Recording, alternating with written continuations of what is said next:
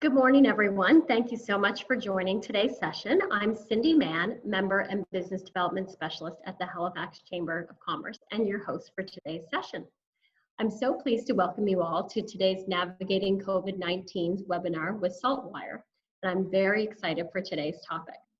Customer behavior has changed drastically because of COVID-19 and likely won't return to normal for some time. We're going to discuss how those changes are affecting purchasing decisions and habits, especially with the shift to online shopping. We'll also hear insights on the best ways to communicate with customers post-COVID-19. This webinar gives you a chance to ask all your questions and get answers from the experts. If you do have a question during the presentation, please type it into the Q&A box. So I'm thrilled to introduce our presenter, Mike Hall, Manager and Digital Strategist with Saltwire Network. Mike has over 10 years experience in the sales and marketing industry with a focus on digital advertising. He has a passion for working with local businesses to help them find and keep new customers. Mike believes that strong local businesses lead to strong communities. Welcome, Mike. Over to you. Yeah, I appreciate it. I'm happy to be here. Very eager. I know we originally tried to launch this session back in June, and then my wife and I welcomed our second child to the world, so it got a little delayed. Congratulations. I'm really happy to be here. Really happy to be here today. Thank you for the introduction. You did a pretty good job summing up, I think, who I am. But again, I'm manager of digital strategy at Saltwire Network. Again, over 10 years experience, digital media and advertising in general.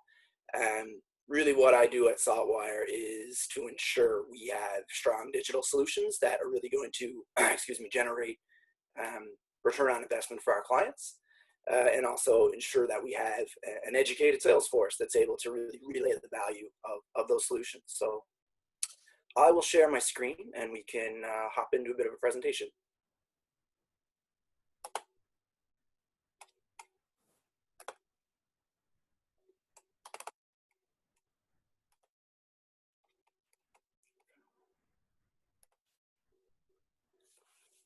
So we are also navigating, I guess, some of the potential technical issues since I wasn't able to hop onto the webinar early. So I just want to make sure everybody can actually see the first slide there, just navigating the consumer purchase journey in a COVID world. Yep, we can see it. Perfect. As I mentioned, I already introduced myself, but I want to get into just a little bit of, obviously, who Saltwire Network is. I think, in most local communities, people really see us as their local newspaper. We're certainly more than that. That's a huge core part of our business. But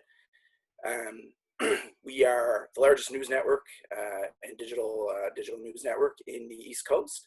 We provide, obviously, strong local content, and our mission is provoking thought and action for the betterment of communities. So what does that mean, really? On the editorial side, I think it's fairly straightforward. Again, going back to that local content, local feel, stories that are, important to our community. And then on the business side, what that means is really we feel strong local business leads to strong local communities. So we're there to support those local businesses, ensure they're reaching the right audience to achieve their goals.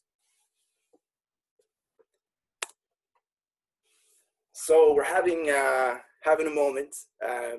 It's the best way to put it, I guess, or the easiest way to put it. I think, every moment of or every facet, I should say, of our life has been really impacted by COVID-19, both, professional and personal. Nobody's really felt this more than, I think, small business, obviously, outside of healthcare. The shift, obviously, impossible to predict, or something like this is impossible to predict. But really, what it's forced businesses to do is have an extremely strong digital media strategy and really shift their focus to online. So we're online, and having a strong digital strategy was already imperative, already extremely important. It became almost the only way to reach potential clients. So things like e-commerce have become extremely important. And historically, Canada sort of lagged behind the developed world when it comes to things like e-commerce and digital media in general, but we are playing catch up now.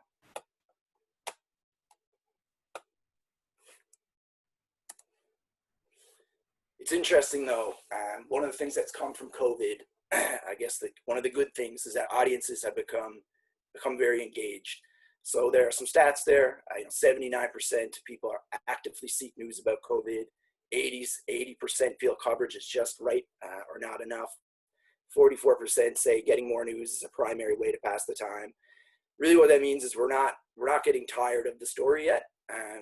We're constantly seeking out information on things like regulations, bubbles, how to protect ourselves, local interest stories, whatever that might be. But beyond the news, we're also interested in how we can support local business and how we can use local business. So in essence, we're actually kind of want to be advertised to.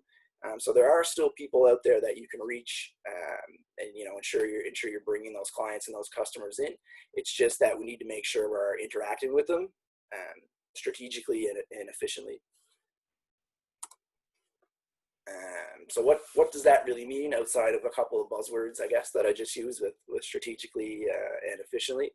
Really, it means habits are changing and people are buying from people who offer a strong online experience. So if we go back to when everything kind of changed, whether it was in mid to mid-late March, right around the time everybody started working from home and regulations came in, global search for things like curbside pickup grew 70% in 1 week. And in April, 60% of Canadians searched for what is open or closed near me.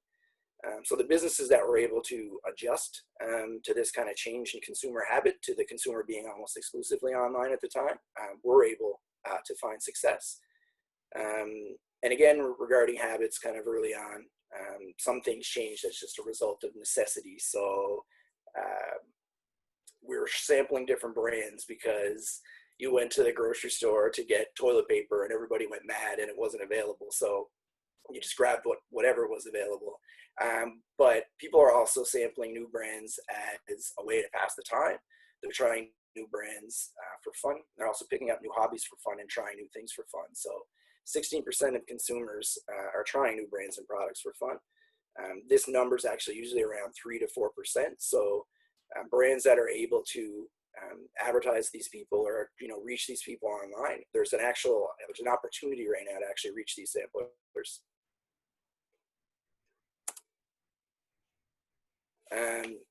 So what can you really do as a business? Obviously, have a website where your products and services can be found. If you are selling, again, products specifically, I would absolutely consider e-commerce at this time. I think it's essential. Ongoing communication and active communication with your potential customers. Use your social channels regularly. Update your Google My Business profile, and obviously clearly communicate your COVID strategy. So things like hours of operation, social distancing policies, these sorts of things also, very, very important. But beyond, just having those things in place, how can we reach these consumers? So they didn't all go away, as I mentioned a few times. Their habits really just changed and shifted to online. So again, how do we reach them? How do we do that? So once upon a time, in pre-COVID, pre-internet, or very early introduction of internet, things were a lot easier. You could run an ad in your local newspaper or with your local radio station or whatever that might be, and then customers would line up and flock to your business. We call this the glory days. Pardon terrible jokes, but they're going to happen throughout. There's some exaggeration there naturally. Customers they weren't necessarily flocking to your business that way, but the point is it was a lot easier when consumers had less access to information. And nowadays, really, we're walking around with unlimited access to information just in our back pocket or in our pocket, to the point of where there's almost no difference in the feeling of knowing something versus not knowing something. So I always joke around and say, prior to smartphones in particular, but the evolution of the internet, if you wanted to know for some reason where Tom Petty was from, you'd have to run around and ask 20 people before somebody would say Gainesville, Florida. Now it's a quick Google search and you have the answer to every question at the tip of your finger. So what does that mean for consumers? It means they're incredibly savvy, and it means reaching them throughout their consumer purchase journey is essential. It's absolutely necessary. All right, so what is that journey? Right, so this is the consumer purchase journey. It may look very familiar to many of you. It may look like marketing 101, but really what that is a process we follow when we're looking to buy anything from a car to a toothbrush. So we have to have some, awareness or need, some need or problem, awareness of need or a problem that we need to solve. Then we have to actually start considering the fact, okay, you know what, maybe I want to address that need or problem. And then we get to the point where it's, okay, I'm absolutely going to address that need or problem. And then beyond that is, okay, I'm going to buy something to address that need or problem. It's certainly not linear. And beyond that, there's things like loyalty, retention, and win back. But for the purposes of today's discussion, we're going to focus kind of mainly on those core aspects of the consumer purchase journey. So when we think about that as an example, so what does that look like today? So going back to that, the once upon a time slide, I shared the fact that, consumers didn't have access to all this information. And they could kind of go from awareness to purchase very quickly, because it could be, I need a new car, then I see an ad for a new Honda Civic, I buy that car. That's just how it is. Now with unlimited access to information, and consumers being very savvy, the journey's become certainly not linear and hard for obviously marketers to address. But we'll take a look at this through the example of Frankie needs a furnace. So Frankie's she'll be 3 next week, my 3-year-old daughter, so I like to keep her name in as many things as possible. So what that looks like now. So Frankie realizes it's cold in her house. She checks her vents. There's no heat coming out. This is the second time it's happened, so she has awareness of that. Frankie Googles furnace keeps breaking, reads content on fixes, replacements, and other things. So now she's in that consideration phase. Frankie then Googles, okay, how much is a furnace replacement? Reads an article which includes knowledge from a local business and subject matter expert. She decides it's worth the investment. So now she's in the intent phase. Frankie asks her friends for recommendations for a furnace replacement company. Oh, she's back to awareness. Frankie then Googles each company, back to consideration. Frankie takes her top choices and heads to Facebook to ask for input from friends who have used these companies. Consideration again. Frankie sees a digital ad from one of the companies she's been researching. Now she's in intent. Then Frankie decides to click the ad, fill out the online form for a consultation. So now she's completed a purchase. She's in the purchase phase. So we can see from, as I mentioned earlier, but we can see from that example that it's certainly not linear. She's jumping kind of back and forth throughout her journey.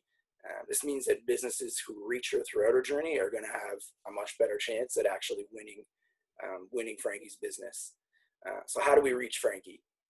Again, so for the purposes of this discussion, I'm focusing on digital solutions, but you could definitely look at this, look at the purchase journey, look at the marketing funnel, and apply other forms of advertising as well. So whether that's print, TV, radio, whatever that might be, we could certainly have that discussion. So I've broken up the kind of the digital solutions into a few buckets, which address each layer of the consumer purchase journey. These are just kind of 4 core groups or 4 core buckets. There's many more options in this and subgroups within, but these are sort of kind of some key aspects to an efficient and effective digital campaign that will allow businesses to efficiently reach their consumers online. So what are they? So display advertising, long and short of it, ads on websites, banner ads, display ads.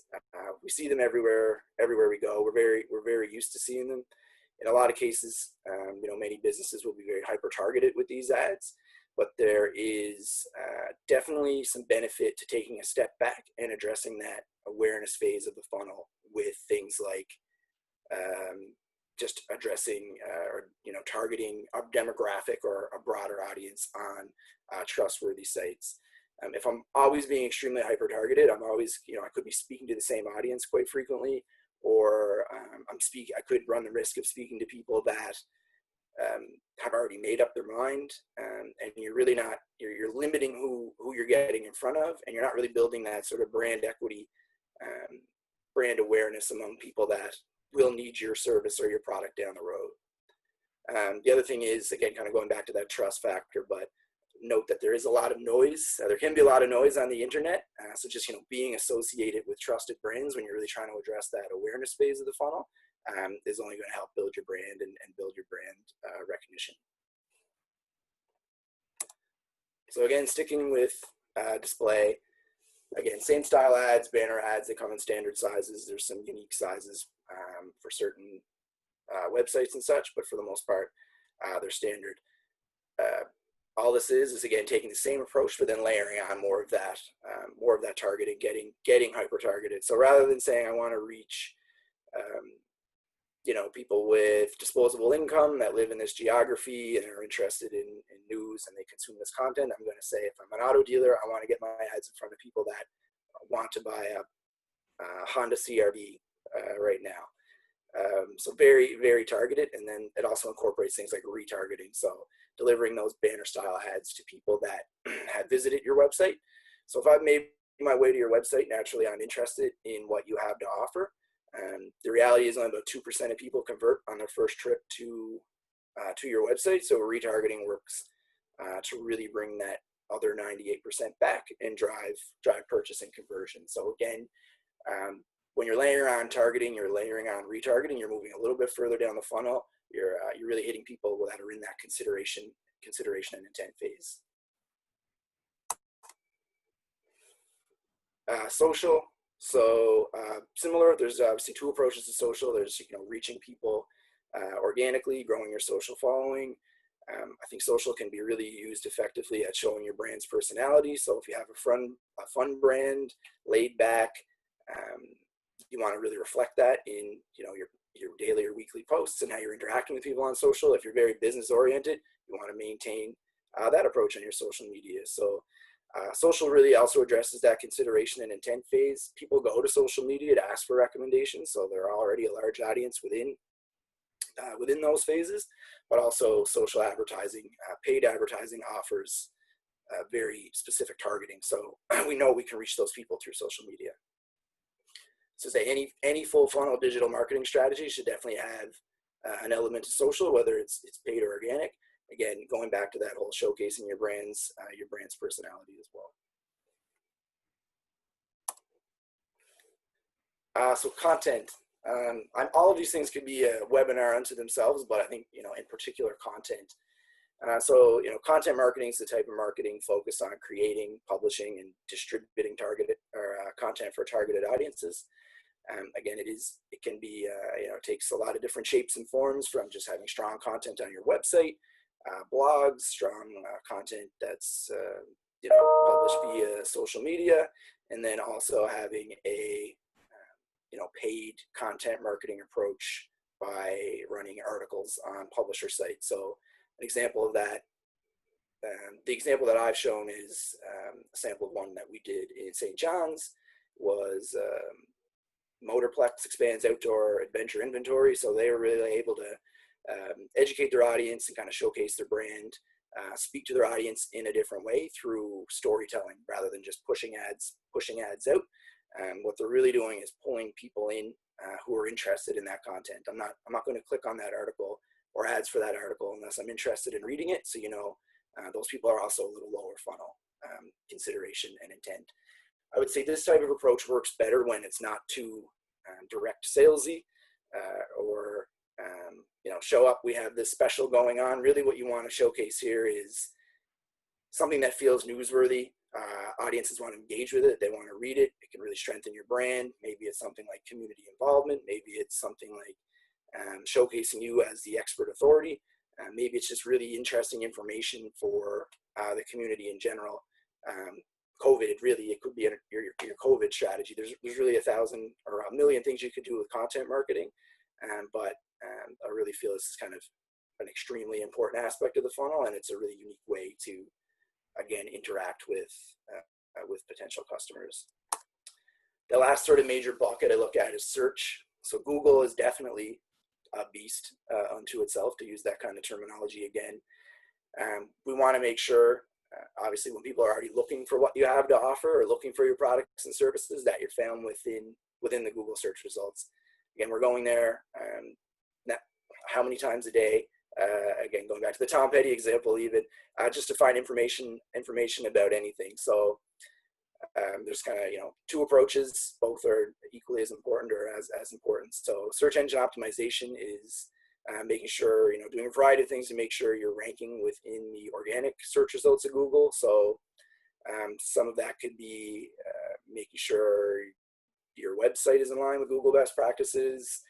You have strong content, building content. There's offsite tactics that you can take to make sure Google likes you. Basically, you have more Google juice, I guess, is the best way to look at it. I see this always as sort of building the house. SEO is building the house. It takes time. There's ongoing renovations. You're always making changes to your website. Google's always changing things that make you need to change things to ensure that they still like you and you rank high within the results pages. And then the other approach is search engine marketing. Within Google, it'd be Google AdWords. So again, the ad section at the top and the bottom. Basically, you can take a paid approach to ensure you're found when people are searching for your products and services. So it's really best when you're trying to get that immediate conversion, immediate lead, or immediate sale. SEO kind of works to organically grow your traffic, where SEM is like, I want a conversion right now. Both approaches equally important, but again, we want to make sure we're found in Google. I think that's an understatement. It kind of goes without saying, but we definitely want to make sure we're reiterating it. In this slide, I show Google as like phase of the marketing funnel or the consumer purchase journey as all. Absolutely. If you think back to the Frankie example, she's consulting Google at a number of times throughout her journey, but really it's kind of the main tool that addresses that low funnel as well, which is purchase, obviously. And then reporting, this is just like a quick snapshot of a fairly straightforward display campaign, but just important to note that with every digital campaign or any foray into digital marketing, you want to make sure you're monitoring your reporting so you can see how things are performing and making sure you're making those kind of tweaks and optimizations and actually gleaning insights from the data. And so just a quick recap. So a lot of what I just kind of went through in the consumer purchase journey and some digital solutions that will help you reach those people online was again, almost an imperative regardless of COVID, but really now as consumer habits have changed and people are spending more time online, a lot of people want reduced touch points, reduced physical interaction. The only way to reach some of those people is online. So we want to make sure we're paying even more attention to those solutions and to our digital strategy. And the other thing is consumer habits are unlikely to fully return to pre-COVID patterns. So that's not doom and gloom by any means. People are already starting to get out. It's great to see. Absolutely, people will return to close to normal, but what we won't lose is the things that we liked from the things that we liked from COVID. It sounds pretty bad, but it takes 21 days, I believe, to form a habit.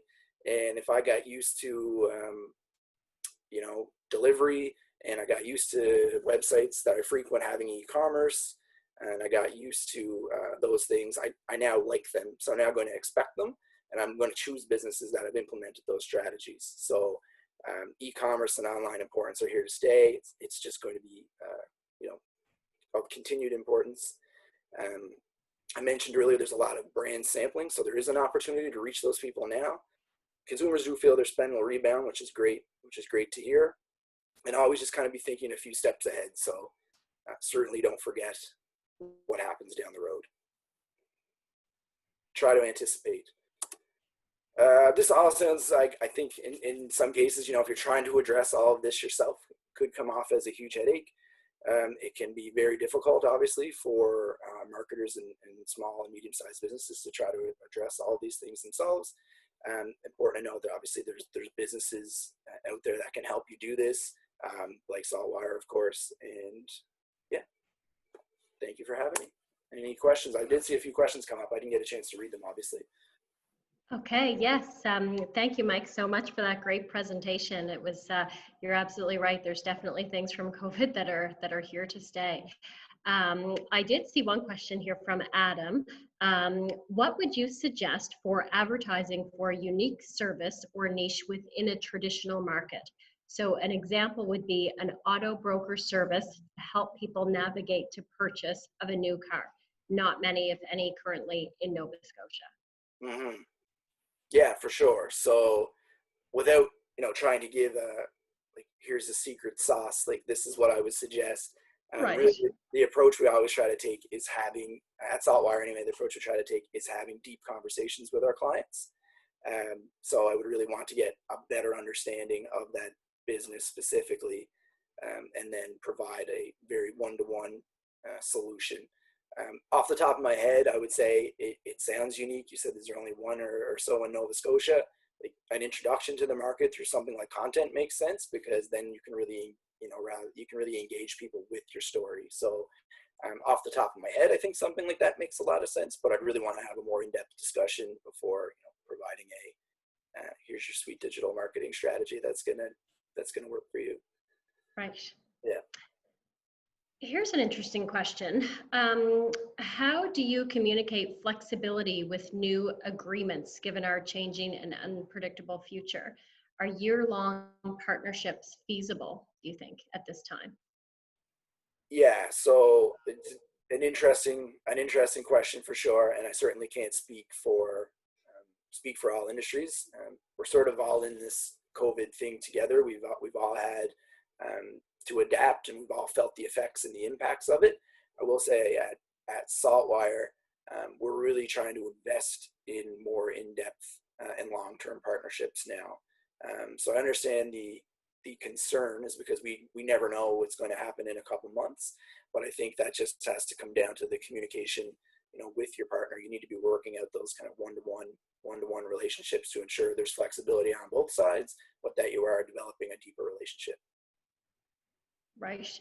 And speaking of relationships, how do we build some of these new relationships when so many of us are dealing with Zoom fatigue? Oh, that's not just me. There's days I have it, not today, but definitely not today. No, I guess I really appreciate it. But no, it's absolutely it's a real thing. I think part of that is staring at a screen more than we're used to, and also I think some of it is human nature to be self-conscious. So you're not just staring at a screen, you're staring at yourself the entire time, and it's like, okay, what do I look like? I have 4 or 5 Zoom meetings a day. It's really it can be exhausting. Honestly, I think there's some benefit in taking a step back, particularly with maybe a new business partner or a new business relationship or a prospect. Like, go back to the phone every now and then. Maybe just give somebody a phone call. Also, turn your screen off sometimes, right? If you're setting up a meeting, I think there's no harm in saying we don't have to screen share, not screen share, sorry, we don't have to video conference, and we can just do an audio call. And I think that will at least give your mind a break. Yeah, that's a good point. I guess you don't always have to share your screen, but everyone just got so used to doing it, right? Yeah, no, absolutely. And I think in some cases it can put, you never know, like it could put pressure on people that don't want to video conference. So I think if you set that expectation up front, or maybe again, if it's your first interaction with a potential partner, it might be better to you start with a phone call, an email, and then build the relationship from there. Right. How can organizations turn their customers into loyal advocates for their business? Okay, yeah. I guess there's a few things. I am a big fan of loyalty programs, referral programs, reward programs. But the other thing I think is just like proper education and communication. I know, if you ask somebody or ask a business, like, what is their competitive advantage? 9 times out of 10, they'll say like customer service. But then if you say, well, what does that mean? In a lot of cases, they're not 100% sure what that customer service is. So I think it's just really important to be proactive If there's going to be a change in your business, make sure you're communicating that to your customers before they find out from somebody else. If you're having a sale, proactively communicate that to your customers. If there's a disruption in service or something, again, you want to make sure you're proactively communicating that to your customers as well. Right. And we have a nice shout out from Barbara. Saltwire is awesome to work with. They have deep conversations with their clients. The results, an awesome article. So I should have read that earlier when you were talking about the deep conversations and really kind of getting to asking lots of questions to figure out what exactly they need. But that's very nice, Barbara. Thanks. Yeah, thanks for sharing that. Indeed. Thanks, Barbara. Yeah, and a reminder to all panelists, if you do have a question, then you can type it in the inbox there. But I have some more. We still have some time if that's okay. Yeah. So let me just get to my screen here.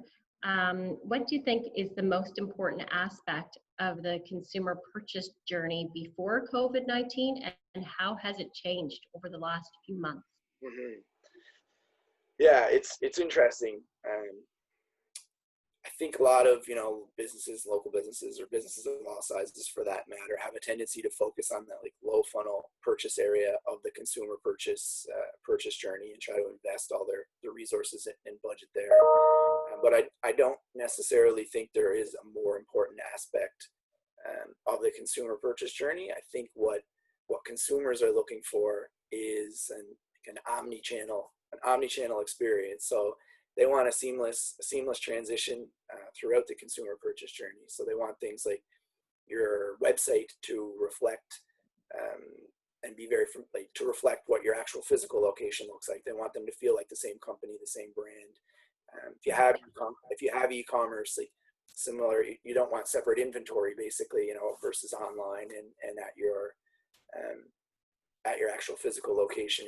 They want your social media to reflect your brand. They want your actual advertising campaigns to be reflective of your brand and to find that information easily throughout. So I do feel there's no real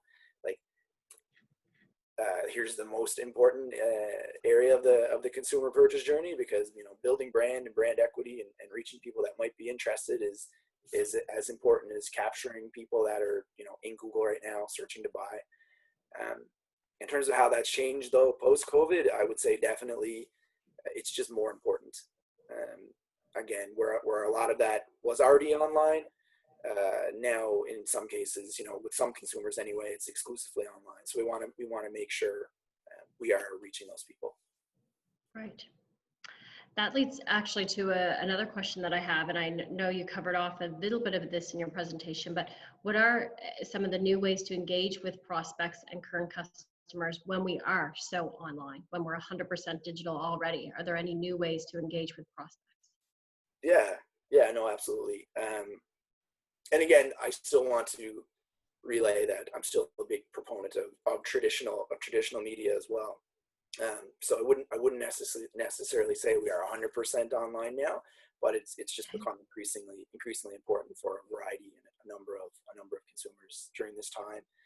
In terms of new trends or new ways to interact, I mean, there are things I think chat bots are becoming kind of more important on the customer service side. Video is becoming increasingly important, but really I'm always a big fan of content being king or queen.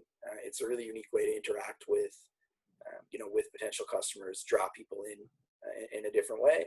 And then again, that includes both, on your web, or everything from on your website to a blog, social media strategy, or, an actual content marketing campaign.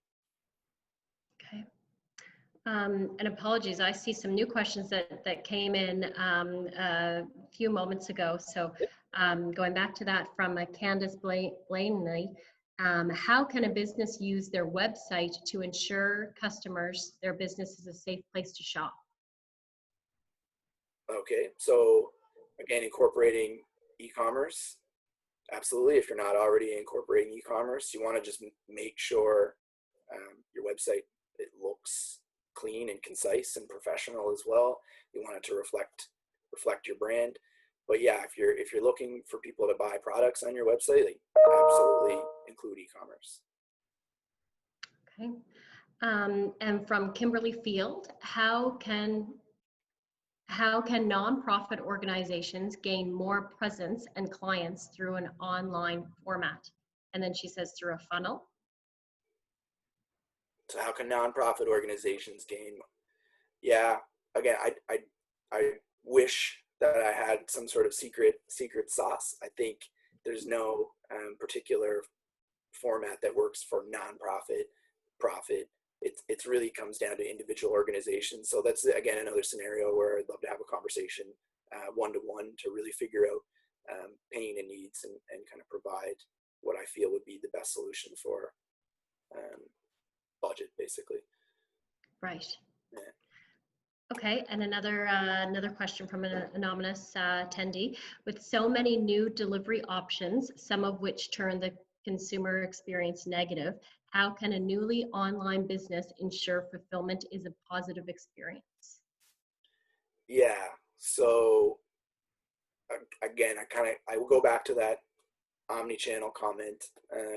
You want to make sure it is a reflection of your brand. So I want your website to feel like your actual physical location. I want your social media to reflect your brand personality, and I want to be able to easily access the information, easily access the products that you're selling on your website. So some of that just comes down to making sure the way you have things actually like set up is efficient without too many steps in between or being off-putting. And then other things would be regularly communicating on social media as well, right? So if you do have a negative comment, for instance, on social media, I would view that as an opportunity, a way to respond to that potential person and, turn that from a negative into a positive. Right. Yeah, absolutely. Okay, another question from Randy. Hi, Randy. Nice to have you on here from Bounty Print, I believe. Do you see value in combining digital with print advertising? Example, send a direct mail postcard with the QR code or PURL, send them to your website or offer. Do you need me to read that again, or does that make sense? Yeah, no, I think that makes sense.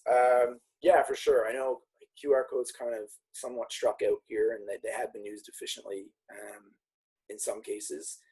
The reality is, if you should be combining traditional media with digital media. Like, traditional media still does a better job at that awareness phase of the funnel.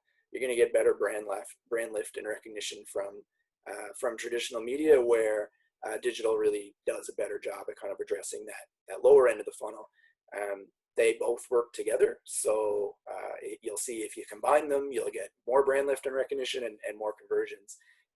And the reality is that if there's a QR code or not, if I receive a piece of a flyer or whatever that might be, and I'm reading information about the business, the next step for me and for many people is going to be to Google that business regardless. So you want to make sure you have a website and you're easily found.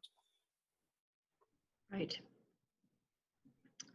Another question here, and maybe I should have asked this one first, but it appears through following your presentation, it seems like there are two types of consumers. So the ones who are willing to kind of head back to the normal way of life with safety precautions, of course, Yeah. and then the ones that are still very concerned and scared of COVID-19.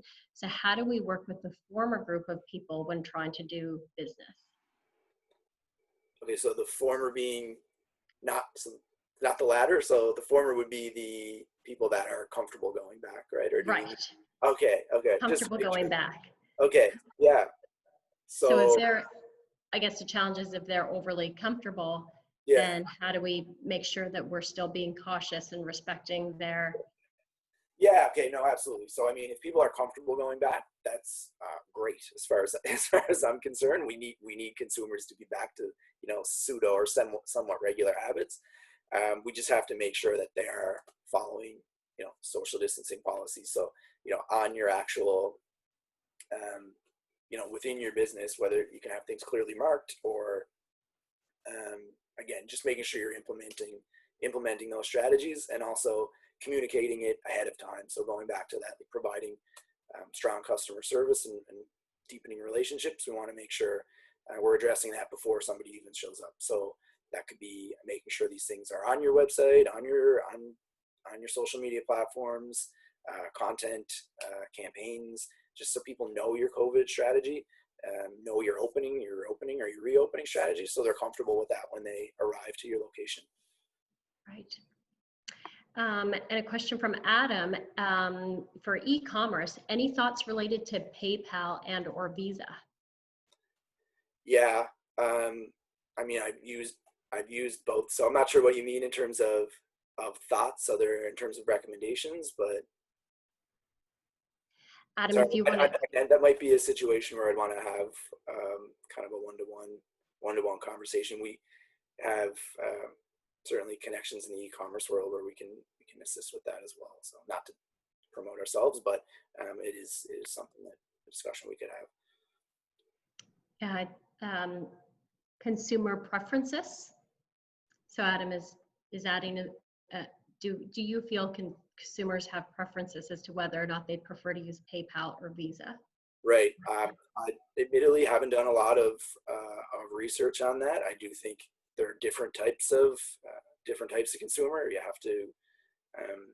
I personally use my Visa more often. I do have a PayPal account, but yeah, I just think it's an option where it really comes down to the customer. And I'm sorry, I wish I had a better answer for you there, but that could probably be another e-commerce. Actually, could be a presentation unto itself. So, right. Yeah. On a somewhat related note, whoever would have thought that the tap would be so critical for us, right? When that came out. Yeah, exactly. Yeah. So I don't see any other questions coming up right now, but we do still have some time. So if anyone in the next couple of minutes has a question, then please do type it in the Q&A box. But if not, then perhaps we will wrap up a little early. So, but before doing so, just back in your court, Mike, if you have any other last words of advice or anything that you want to kind of add for this group online. Yeah, no, absolutely. So, well, one, again, I appreciate the opportunity. I appreciate coming here and speaking with you and addressing some of these questions. In terms of advice, again, one, it's interesting. A lot of small businesses still don't have a website, for one, so they're still reliant on social media. I would absolutely recommend, if you don't have one, so start there, and then you can really start building out your kind of full funnel digital marketing strategy. But beyond that, again, a lot of it for me, the way I like to approach things is having those kind of one-to-one discussions, because it's different for every business. Okay. And actually, we did get a new question, Mike. Is it difficult, and how do you to create a QR code? I'm not, again, my specialty is sort of in digital strategy, and on the actual ad tech side, not as savvy. I don't believe it's very difficult to create a QR code, so I don't think there would be a problem there, or very much difficult. Yeah. Okay. Well, we'll make sure that that everyone on the call definitely has your contact information, because it does sound like kind of that one-on-one discussion with our members and future members will be so beneficial to really see and understand what they need. I think that wraps up our questions for now.